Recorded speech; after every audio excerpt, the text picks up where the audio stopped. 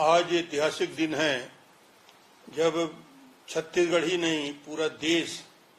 नक्सलवाद के दंश से मुक्त होकर एक हिंदुस्तान के अंदर जो लंबे समय से चल रही धारणा थी पशुपति से तिरुपति तक, ये जो रेड कॉरिडोर की बात या कल्पना करने वाले लोग आज निश्चित रूप से पूरे देश में आम आदमी के मन में प्रसन्नता होगी और करीब करीब 20 करोड़ 12 करोड़ से ज्यादा की आबादी वाला क्षेत्रफल मुक्ति होकर आज विकास की दिशा में आगे बढ़ने का काम कर रहा है। मुझे ख्याल है कि इसकी शुरुआत 2014 में जब नरेंद्र मोदी जी इस देश के प्रधानमंत्री बने, एक दृढ़ संकल्प के साथ विकास के साथ साथ सुरक्षा और नक्सल प्रभावित क्षेत्रों में लगातार उनका संपर्क बस्तर आते रहे, बस्तर का आतंक रहा, यहाँ की योजनाओं की शुरुआत की, जवंगा की स्कूल में जाकर बच्चों से मिले, महिलाओं के साथ मिलकर यहाँ पे चरण पादुका की योजना की शुरुआत की और निश्चित रूप से उन योजनाओं का असर आज दिख रहा है। और मुझे ख्याल है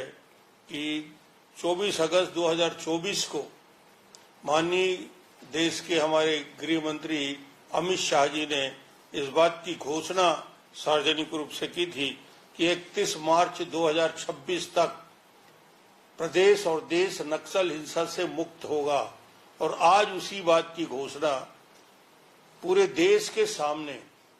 लोकसभा में खड़े होकर पूरे आत्मविश्वास के साथ आज अमित शाह जी ने किया है। निश्चित रूप से ये बहुत बड़ी सफलता है। और अमित शाह जी ने कहा कि 1970 से लेकर 2026 तक की ये यात्रा और इसी यात्रा में 2014 के बाद जब भारतीय जनता पार्टी के दिल्ली में सरकार बनी, तेजी के साथ उस क्षेत्र में विकास के आंतरिक सुरक्षा के क्षेत्र में मजबूती से काम हुए। इस पूरे क्षेत्र में जो लगातार हिंसा होती रही पूरे देश में 20,000 से युवकों की मौत हुई। ये लगातार पूरा बस्तर और उस समय सरगुजा एक प्रकार से बंधक बना के रखा गया था। पूरे देश के नक्सल प्रभावित क्षेत्रों को विकास की दृष्टि से अलग थलग कर दिया गया था और लगातार हिंसा से बस्तर में तो ना स्कूल थे, ना अस्पताल थे, ना सड़कें थी।